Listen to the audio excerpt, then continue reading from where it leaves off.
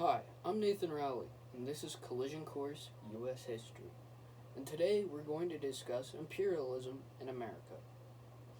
The big question for today is, has America always been an empire? Or more specifically, was America an empire in the time period between 1800 and 1877? Yes, thank you for watching. Thank you for watching this episode of Just kidding.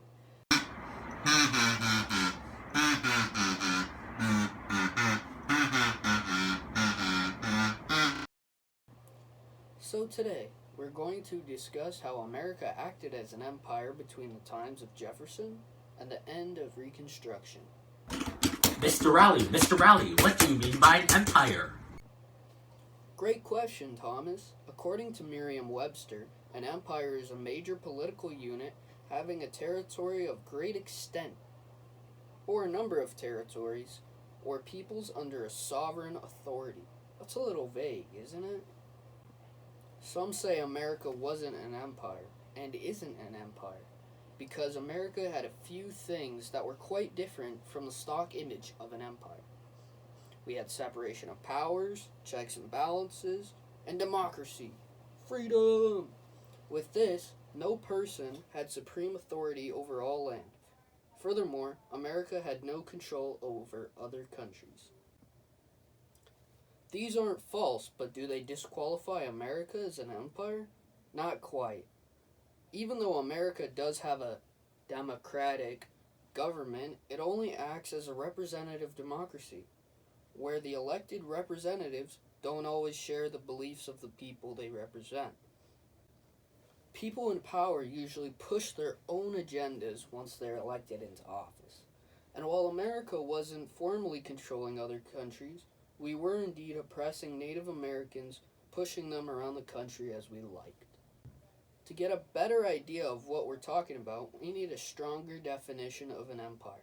According to Syed Hussein Atlas, a social scientist in Malaysia, a few characteristics that define an empire are exploitation, subjugation, expansion, military focus, and nationalism.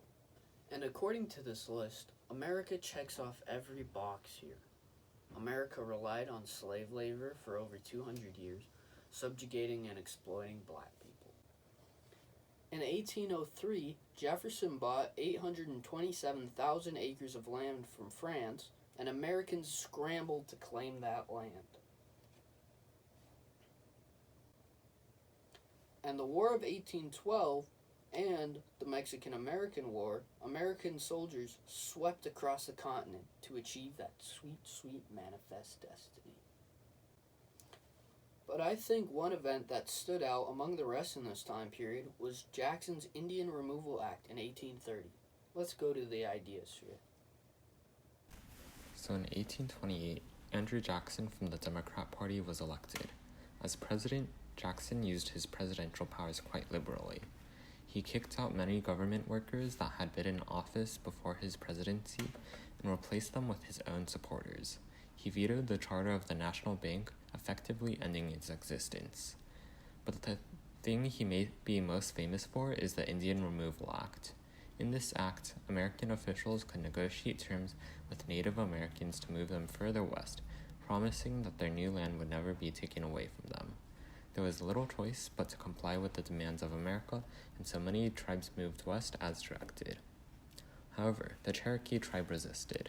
They had tried to adopt American culture and Christianity in hopes of being accepted by American society, but failed. After initial negotiations failed, the Cherokees tried to maintain their right to their land by legal means. Appealing to American courts, they were able to make their way up to the Supreme Court, where John Marshall ruled that the American government had no right to take away the land of the Cherokees. Jackson didn't quite like that. John Marshall has made his decision, now let him enforce it. Jackson ultimately ordered the forceful removal of the Cherokees, leading to the event which is now known as the Trail of Tears, where thousands of Cherokees died in the harsh march to the north. Now, if that didn't sound imperialistic to you, I'm not sure what will convince you. So by here, you should be pretty convinced that America indeed was an empire during that time period. But that's not all. Soon after Jackson left his presidency, James K. Polk was elected as president in 1844. As a Democrat president, Polk's platform promoted the annexation of Texas, occupation of all of Oregon, and acquisition of Mexican California. When he won, Democrats saw his victory as a mandate for expansion. With the idea of manifest destiny spreading across the states, Polk saw several actions to help America expand. With the Louisiana Purchase, America already took over half of what would soon become the United States, and Polk was dedicated to take over the rest of it. In 1845, Polk annexed Texas, accepting it as the 28th state in the Union. In 1846, Polk made negotiations to acquire the land of Oregon from Britain. That wasn't enough for him, however. He instigated a war with Mexico, creating the Mexican-American War, which lasted from 1846 to 1848. After the U.S. occupied several of Mexico's major cities, the Mexican government had little choice to surrender, signing the Treaty of Guadalupe Hidalgo. This treaty ceded California, Utah, New Mexico, Nevada, Arizona, Colorado, and much more. It's quite hard to argue that America isn't an empire, and while it's difficult for most Americans to accept, it's undeniable that the actions that America took during this time period were imperialistic. Oh, it's time for the mystery document. To the Senate House Representatives of the United States, in order to prosecute the war against Mexico with vigor and success, it is necessary that authority should be promptly given by Congress to increase the regular army and to remedy existing defects in its organization. With this view, your favorable attention is invited to the annual report of the Secretary of War, which accompanied my message of the 8th instant, in which he recommends that 10 additional regiments of regular troops shall be raised to serve during the war. So it's about war against Mexico.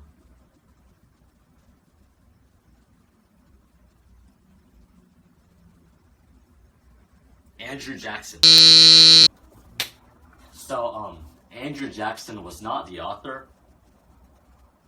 It was James Polk. So, I'm gonna put sanitizer in my eyes now. Collision Course is produced by Thomas Kuhn, Johnny Pan, and myself, Nathan Rowley.